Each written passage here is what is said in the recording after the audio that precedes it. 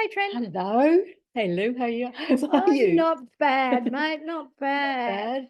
Tell me, what are we doing today? We are looking at the psychic cards in the tarot deck. Psychic cards. So the cards that represent maybe psychic abilities or untapped psychic abilities in some cases. Untapped psychic abilities. I love that. I love that. Okay. So yeah, so if you're having a reading with somebody or you are reading somebody and these particular cards came up, just sort of look into them and have a feel and go, oh, is this person a little bit psychic or are they not aware of their psychic abilities? Yes, maybe they're not aware. Yeah. Maybe they don't know how. Yeah, how? Yeah, and that will show in the Yeah. cards. And you'll see by the end of this episode that there's common themes.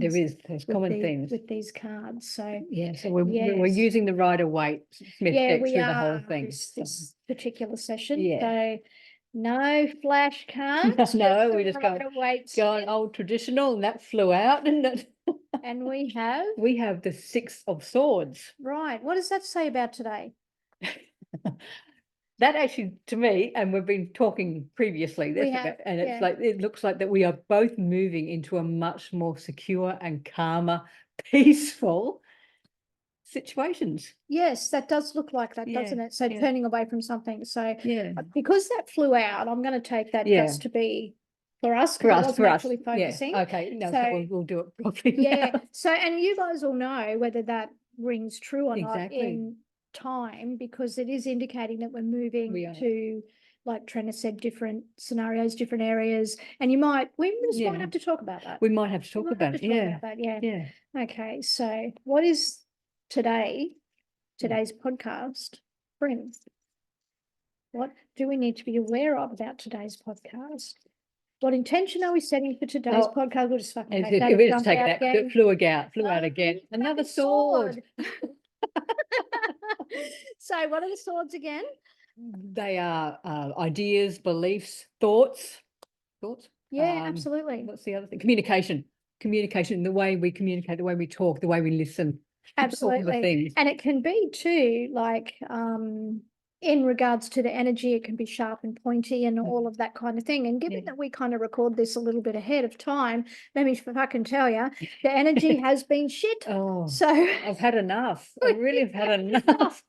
which is why we want to get in our little boat to fuck off. Exactly. Six of Swords. And then the page. And then the pages come out. Yeah, so he's looking over his shoulder. So there's kind of indicating that there's this thought about or this connection to the past. So interesting, because it may be that some things of the past are coming up for you to look at, and yet it's time to move. It's time to move forward in a different direction. Yeah. And interesting. I'm just going to say this because, and for those of you who have worked with me before, you will know that this guy can represent the internet or a spy, right? So it might be about the internet. There might be some issues. Just saying. So anyway, that's like a predictive thing. So we'll wait and see. But basically, I think that card is saying to, I don't want to think, I want to feel. Feel into it. Yeah, feel into it, exactly. That this card is talking about that we are getting on top. So we're looking at, he's standing on a bit of a hill. So we are on top of things. Yeah, and we'll put this in the we'll take photos. Yeah, like Tren does. She's good at that. Not me, not so much. But yeah, so Tren will take photos of that, and we see him there standing on top of that tiny little hill, which kind of suggests that like he's on top of that situation, just currently going against the grain of things. So maybe we'll shift things up in this little podcast. Exactly. Hey? And I'm because Lou is focusing on the hill, but I'm focusing on the cloud behind his head. I can't get that. What do you get from that? To me, I think because he's almost, or the cloud has almost moved away. It almost feels like that your head's maybe a little bit cloudy or a bit foggy at the moment, but it is passing. You have a clear mind. Yeah. It's passing. So in terms of the podcast and what we're doing today, hoping that this will clear some of those messages around the psychic cards for you, and different ways to work or question or become aware of in particular, if that makes sense. If it doesn't, let us know. But anyway, so what will we start with? We're going to start with the High Priestess. Of course. With the High Priestess, because she is typically the psychic woman, isn't she? Yeah. Typically. Well, to me, she represents intuition. She does. More intuition. And if you look at the little, I think it's a Torah that she's got in her, the that scroll. Yeah. Mysteries that have not been revealed yet. Absolutely. A bit of secrecy too. Secrecy. So, yeah. So to me, she quite often represents intuition and working with your intuition. Absolutely. She's a secret keeper, isn't she? Yeah. You know? Yeah. Yeah. Interesting. So hold the card up again. You'll see there the pomegranates behind her, so and that's actually considered like it's a veil, right? Yeah. And those pomegranates are shaped or put in the position of the tree of life. And they are too, because they're all in different they're not all facing up. They're all in different directions. Yeah. So it's like the tree of life when you work with the Kabbalah. So whole other story, whole other topic. But that's what that is. So that sits behind her. And if you look in between the pillars and the veil. So if you can see in between, so you can just see behind the pillars and the veil, you'll see that there's water. There's water behind her. There's water behind her. Now, the water actually stems from this card in the deck, and it runs through a lot of the other cards, right? So it is about, what does water represent? Well, it's emotion. It's our subconscious or unconscious beliefs. It's our dream state, it's our watery dream state, and all the things that we feel. So it's very much about feeling. So she represents intuitive knowledge. She represents a knowing without words. She just knows. So, it's like, you get that gut feeling that you just know. You just know. It's a real knowing. And that actually, when you look at your clairs, they call it clairs, that's claircognience. Oh, the feeling. Well, a knowing. The knowing. The knowing is a claircognience. Yeah, I suppose feeling and knowing are two different things, aren't they? Well, feelings like clair, depends what you're feeling. Let's talk about the clairs for a second. We're just going to go off tangent. Go off tangent. Yeah, we didn't have this planned at all. No. So claircognience is clear knowing. Clairsentient is clear feeling. Clairvoyance is clear seeing, and clairaudience is clear hearing. And I'm sure there's another one. There is. That might be like, well, with your smell and your taste. Yes, there is. It's a really unusual name. I know that it's gustatory, but I'm not sure if it's clairgustatory. I'm not sure. It's something like that. Really unusual. Yeah, so that's when you'll smell or taste something. Yeah. So the other thing to pay attention to is when these cards come up, is what happens for you in that realm, because that's going to do a couple of things. If you're reading for yourself, it might be developing that particular clair, or if it's for the client, it might be two things. Either the client works that way, or the client is being encouraged to understand that this is coming to them, and that this might be how that they work. And they may not know it. Exactly. Right? Yeah, that's the thing. If she does show up, she is saying to start working with your intuition. So it could be, she is. I think, like saying, it's now time to start. Absolutely. And a question for us, one question so far to ask is like, does our client already have the knowledge? Exactly. Yeah. Do they already? And do they know that? Do they have the knowledge? Maybe. Do they know? Maybe. Maybe not. Who knows? But it's a question that you can ask. Yeah. Pretty cool. So the veil between the two pillars can also indicate being stopped or barred from going through to the place where the wisdom is held or kept, or tapping into yourself. So if you're looking at that card and you're drawn to the veil, so it's behind her. Yeah, the veil, the pomegranate's behind her. Before you get to the water that's behind that, you just stop and feel into, am I feeling like this is a barrier that I need to drop so that I can see everything, or what am I feeling something different? So these are the little clues around the psychicness of the card, how to work with it and to sit with, if that makes sense. So that's what I'd say about that. So the water is definitely the dreams and the visions and the unconscious stuff. She reminds us to withdraw, but she does it passively. Yes. To go within, isn't it? Yes, go within. Yeah, quietly, right? Quietly, because doing that allows us to grow or enrich that wisdom within us and to awaken it up. Awaken it, yeah. So the clue, I guess, is to go within. Go within, exactly. Go within and sit in that quiet space. Yeah. I love how we fucking finish each other's sentence. Seriously, it makes me laugh.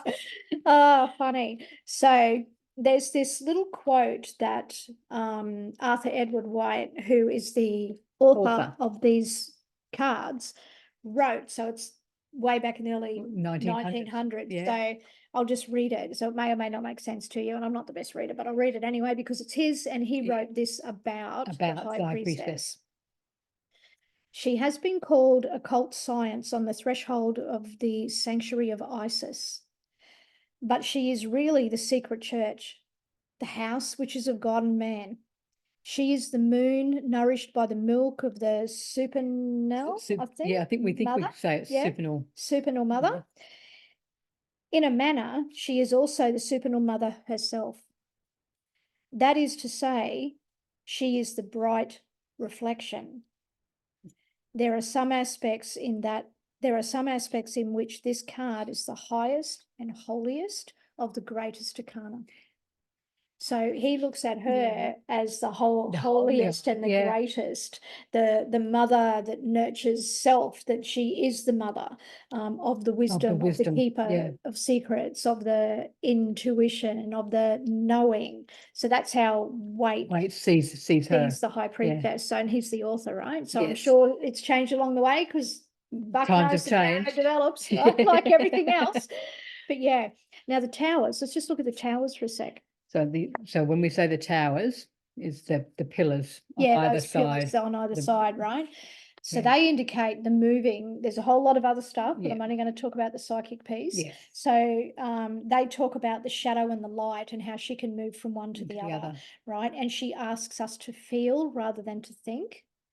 That's really important. That's important. Absolutely. And as far as choice is concerned, she asks us to choose empathy and tenderness over disorder and destruction. Oh, that's good. That's what she asks us to do, right? Pretty cool. And we've got a few more notes on her, so I'm just going to have a look here. Her cross. So that's the cross she's wearing just in the middle there. Yeah, right. So it's almost like a completely equal cross. It is. It's like a plus sign, isn't it? It is like a plus sign, and yet it's slightly, I think, ever longer down the bottom. And so the cross symbolizes her knowledge and her connection to the divine, right? That's what that is.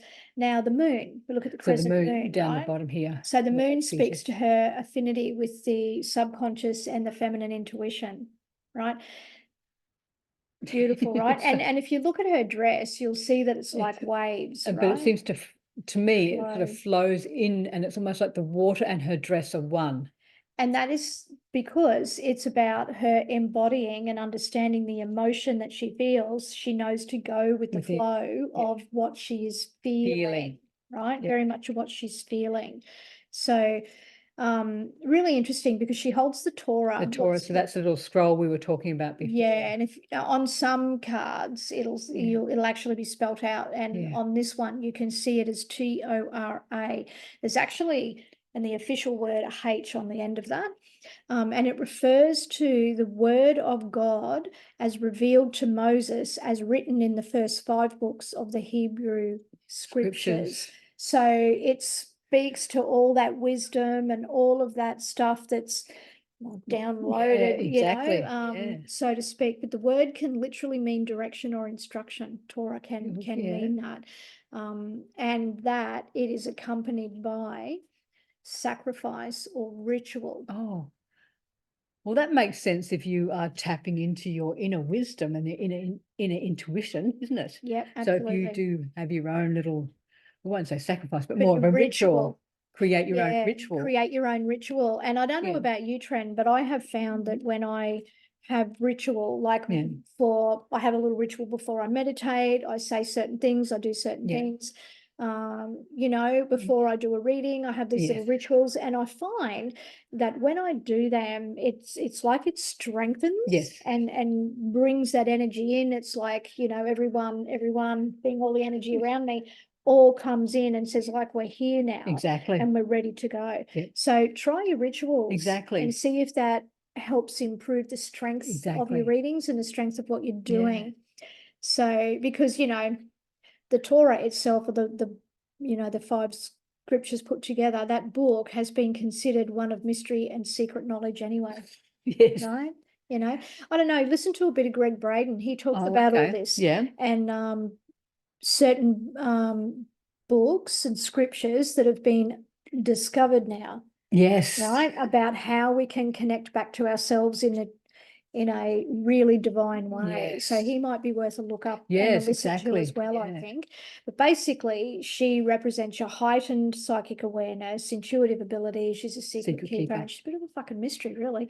Well, she is, isn't she? Yeah. And embrace the mystery. Embrace the mystery in your within life. yourself. Yeah. Absolutely. So depending on which symbol you're drawn to, will depend on maybe either where the psychic blocks are for you, or where you're about to open up, or where your client's about to open, or all of the things. Yes. So it's like really, really look into the card. Absolutely, Really look into it. I think it's really cool. Yeah.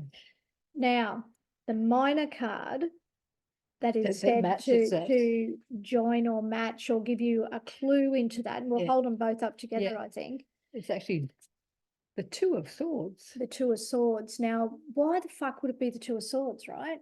So, well, it is to me, because the 2 of Swords has a blindfold on it. It's like she has gone within.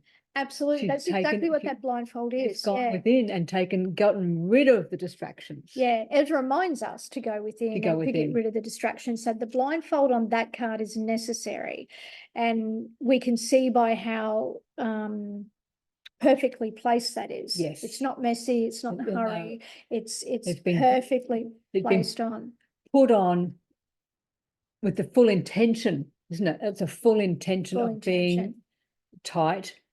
There's no way I can see out of it. That's it's right. Like this is my intention to go within. Absolutely. And the crescent moon is another clue on that card. You'll see the crescent moon, which is also on the High Priestess. Absolutely. The water that sits behind is still behind her. It's fairly open, but it's still behind her. A little bit rocky in this case, but still behind her. And then the swords are like the pillars. Yes. Right. And at this point, it's like a no-go, or maybe waiting to be that ninja to know when to make the move, right? That's basically, I need time. I need time. Yeah. So leave me alone. Yeah. Well, it can be leave me the fuck alone. Yeah, right. So interesting. All right. So the next one we're looking at. So we're going on to the moon. The moon. Now this is really interesting. I'll talk about the pillars firstly. Yes. So which kind of sort of we've got 2 pillars. On the High Priestess and the moon. And the moon. It's interesting because the pillars are said to be a view from the other side of the High Priestess. So it's like this is what the high is on the other side of the High Priestess. Interesting. I've not seen that before. I've not looked at it like that before. But when you think about the crescent moon that's on her dress, on the High Priestess dress, and that it's caught in the emotion, you can see on her dress very much so. Down here. Yeah, down there, that is definitely there. This is the moon itself. Right. So it's really, I'm like, oh yeah, I get that now. I can see how they've come to that. And remember, the moon uses reflections of the sun, so it doesn't use its own light. It uses it. It's like a soft light. Yes. Very soft. It's not harsh, is it? No, it's not harsh, that light. And the moon itself can represent delusion or illusion. Right. So therefore things are not all as they seem. And when we're first working with our intuition, sometimes it's hard to work out what those messages and that are. Do you find? Yes, because sometimes it's like sometimes you question, is that me? Or was that somebody talking to me? Am I making that shit up? Like, yeah, exactly. You know. And then we ignore it and then go, should have listened. Absolutely. And you know, I'm really good working with other people, but when it comes to myself, I tend to just go, yeah, no, you're just making that shit up, but I'm actually not. So yeah, funny, but that is that. Because sometimes it's hard to explain those visions, right? And that's very much like about visions and stuff, visions and dreams. This is more so the subconscious stuff, and the subconscious is brought up to the surface through that little crustacean or lobster, whatever. It's different on different cards, but on this one it's a lobster. So, and you think about them, they go really deep. Well, they go into the mud, They don't they? fucking go right down to the mud, and then they bring that shit up for you to have a look at. So that's what it talks about. But our imagination, our subconscious, our dream state, all of that is where our intuitive mind lies.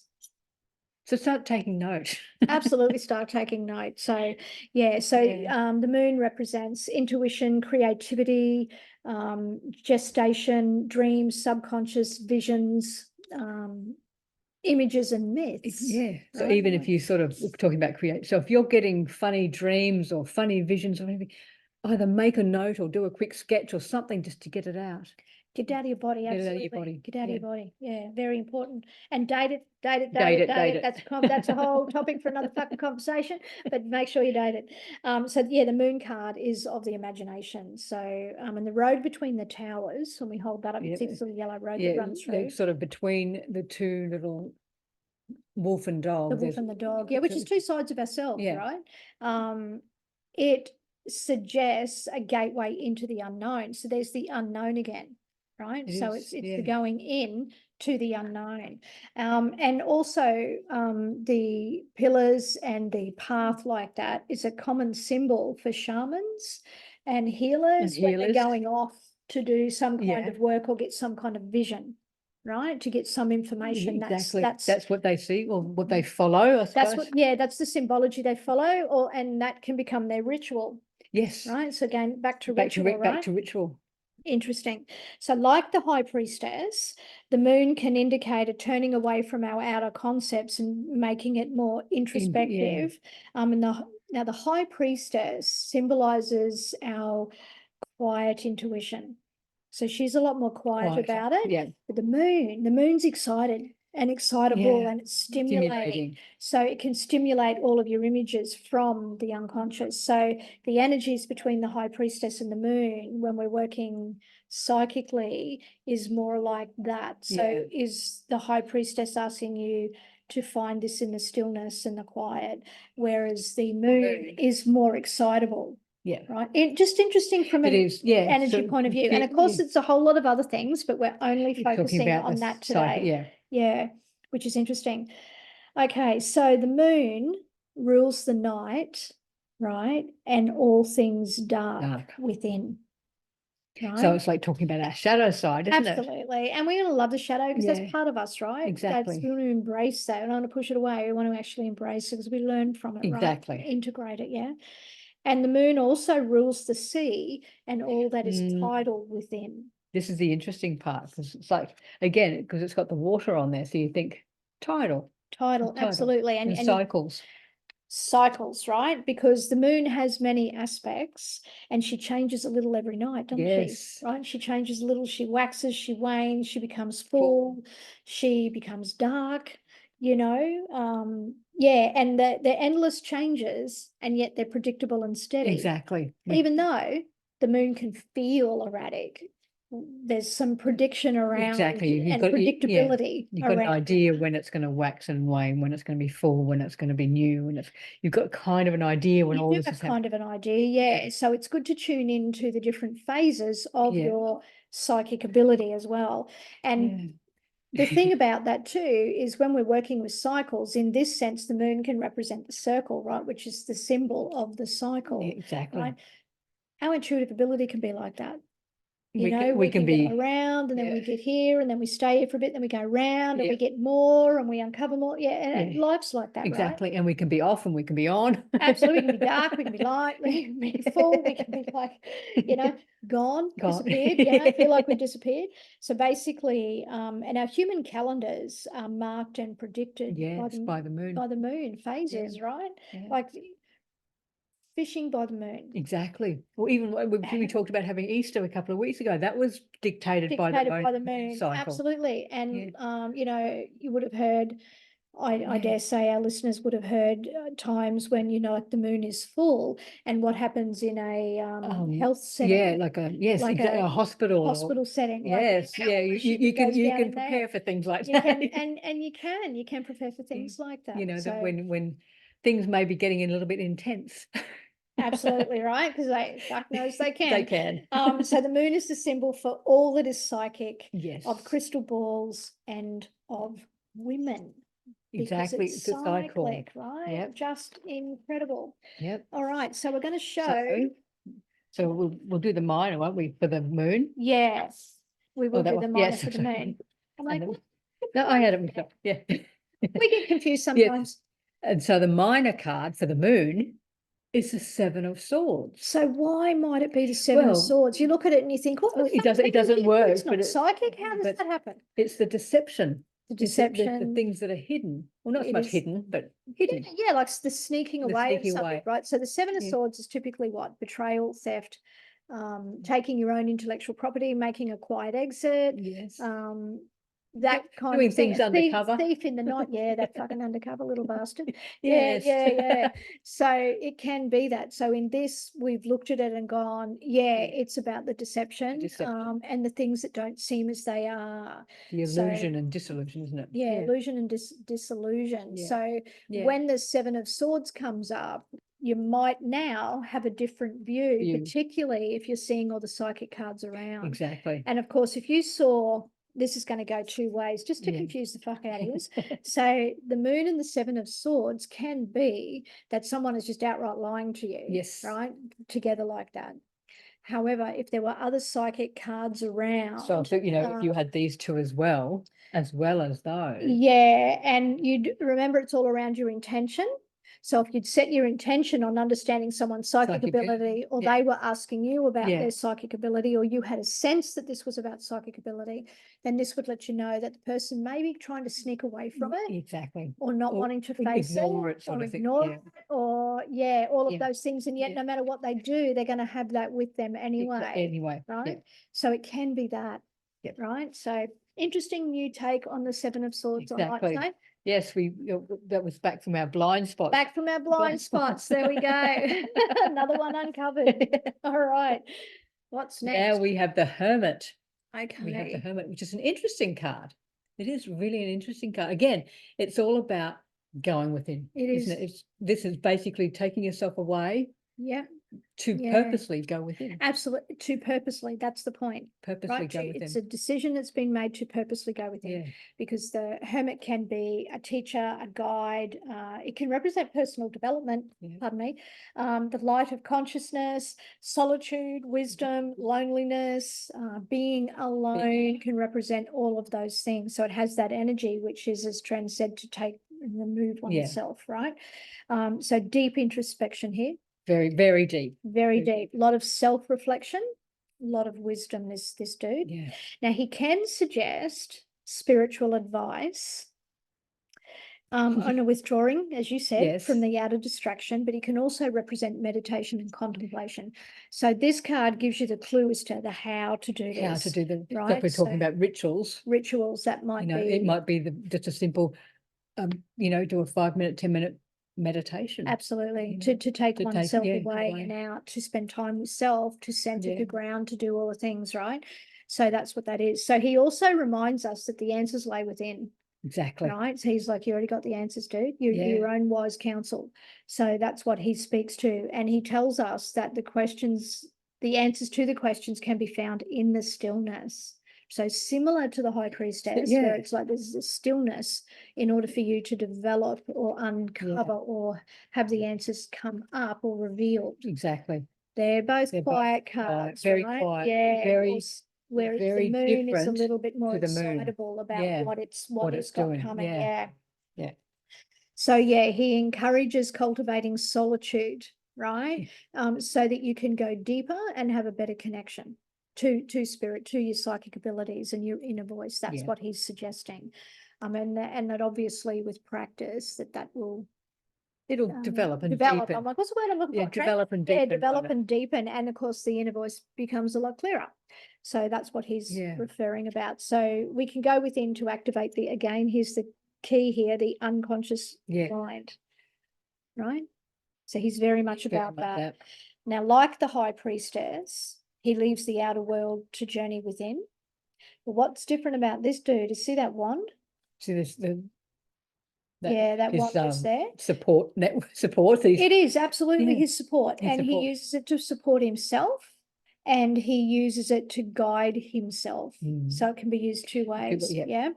And then we look at that lamp, right? Because it's the same color as the wand. Yeah. So the lamp that sheds the light is like a 6-pointed star. So it's shining outward as well as inward. So it's reminding you the light is within as well as without, if you will. Yeah. And the 6-pointed star has been known to represent the seal of Solomon. Okay. Yeah, interesting, hey, and often referred to as the Star of David. So funny how there's all this. It all comes back. Bloody religious side of it, or section of it. Symbology in here, right? And again, have a listen to Greg Braden. Yes. Because he talks about some incredible things around the Torah and all the other things. Yeah, great. Love listening to him around this. Now, here's something really interesting. See those snow caps? So down what he's standing on? Yeah, he's standing on. Now, this is interesting because it can represent the heightened or the heights of enlightenment, right? Because he's on top of the fucking mountain. Yeah, he's on top of the world. He's on top of the world, on top of the mountain, right? And as he holds out his lamp, what he's doing is guiding those that haven't quite reached that level of enlightenment yet. So he's showing them the way to enlightenment. Now, the light is soft, right? Exactly. Soft, similar to the moon again, right? Exactly. That softness. So therefore, he's not just giving all the answers away, because he's encouraging you to go within and find them. But that's what those peaks are, those snow peaks there. Yeah. Interesting, isn't it? And what's the card, the minor card? The minor card is the 8 of Cups. Now, this is interesting because what that figure on the 8 of Cups is doing, he's turned himself away. And he's headed off on his own journey. But see that mountain in the background there? So this one? Yep. That's the mountain that he's heading towards. And that on the Hermit is when he's standing on top of it. So the 8 represents the beginning of that journey for him, where he turns within initially and goes to the cave to discover himself, and then he climbs up the fucking mountain. And next minute he's an enlightened being. Exactly. So that's easy. Easy peasy. But the common themes with the psychic cards are all about turning within. Going within, and it's the introspection, and it's just working with them slightly differently. Just ever so slightly differently, but that's them there. They are considered, and I know there's others, but these are the ones that we're talking about today. And they're the major arcana, so therefore the bigger picture. And then we've shown and connected to the minor cards that show you kind of the beginning of that journey, and new ways to look at those cards. Seems we had the blind spots last week, right? Yes. So new different ways to look at those particular cards, so you can start to broaden your field of thought. Yes, it's not just she just doesn't mean intuition. There's much more. And again, same with that one. Just doesn't mean she wants to be left alone. No, and it doesn't mean necessarily that she's just at a crossroads. It doesn't mean it can, but there's other things. There's more. There's more. And look out if these 2 cards come out into a reading. Look, pair things up. Yeah, see, and they're both 2s as well. That's what I didn't pick up before. They're both 2s. But the others are different, but the others are different, but those so that's another look at the numbers, which we probably should do a thing on one. We should do a thing on numbers. Yeah, if you want to know anything on numbers, let us know. Let us know. So I hope that you've enjoyed this session about the psychic cards, side. And that you got something out of that. Yes. So when we talk about tarot, it's yes, we're using our intuition, but sometimes the cards tell us more about intuition. They do. How to work with it, or how that person's blocked, like we talked a lot about on High Priestess, right? Yes. And what that might be. Or what they actually need to do. Yeah. Take themselves. I know it's quite difficult, but if you've got 5-10 minutes, you can take yourself away, can't you? Absolutely. It doesn't have to be week-long retreats. No, lovely if you could. Not at all. Yeah, lovely if you can, but no, it doesn't have to be that. And you know what? Just on that, when I first started this journey, like way back, God, don't even want to think about how long. And I started my little meditation ritual. Yes. That was just for 10 minutes a day. And I swear to God, that was the key that changed my whole entire fucking life. Yeah, exactly. Completely. I was just a completely different person once I had done that. I was much more approachable. I was a lot calmer, because Lord knows I was like 0 to 100. And now, like, doing that just 10 minutes a day. She's just 0 to 50. Yeah. 0 to 50. Yeah. Yeah. So it changed things for me. Like I feel different. I could actually Yes. feel my brain Exactly. rewiring. And that's what it does, It doesn't it? does. It So does, yeah, take the time to create your ritual and Yeah. dive into that, just that quiet Yeah. space, like 5 or 10 minutes, 5 to like 10 we said, minutes. just do that. Yeah. And that will change not only the level of the readings that you may be giving, but the messages you're receiving. Exactly. And that reflects on your outer world. Because if Exactly. you're calm on the inner, You your be calmer world out there. changes. Yeah. It's just incredible. So So, that's why I love these cards. That's why I work really closely Exactly. with them and create a little ritual. So I'm suggesting you suggesting. guys do the Yeah. same. Yeah. But, you Suggesting, know, yeah. you don't have to meditate. Do your own thing. If Well, meditation's that's not true your too. thing, Meditation's for me. you Maybe know, it's not for but you. you know, That's you a good could light point. a candle and just focus on the flame. That's You a know, form. it's a Form of- form. It form could of- just yeah, be sitting and breathing, focusing on your breathing. absolutely. You do what works for you. And it might, Absolutely. you know, you might have to find a few things before you find what works for you. Absolutely. But You know? the keys, remember, are the stillness, Yes. the introspection, and the subconscious. That's the keys. That's the key. That's the That's the keys keys to those three to those cards. cards, right? Get them in the right order for you. No, that way. We'll get them. We'll get them. We'll get there. Yeah, so that's what we will suggest for today. Yeah. Hope Yeah. that's been helpful and interesting and different. Yes. So let us know. Let Put us your know. comments in. Yes. And share the Yeah. content. If you're enjoying the content, share it so others can also enjoy it. Exactly. And thank you so and much. we love listening to your, hearing your questions or reading your questions. We love it. Thank you for your support. Thank you for your encouragement. Thank you so much. Thank you. And we'll talk to you next week. We will. We'll catch you next week. Big love. Bye.